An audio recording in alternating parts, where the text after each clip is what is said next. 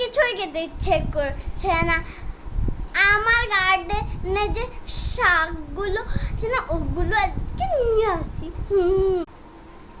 আজকে আজকে ওগুলো ভাজি দিয়ে খেতে হবে। হ্যাঁ, আরে আমার শাক কোথায় গেল? এতগুলো শাক ছিল, কে খেলো?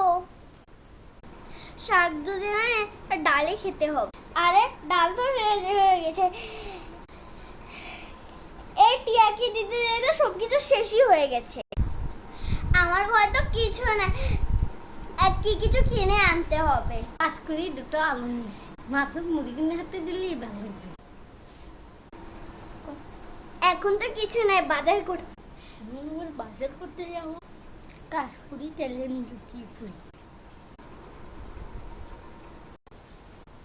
একটু বেশি যা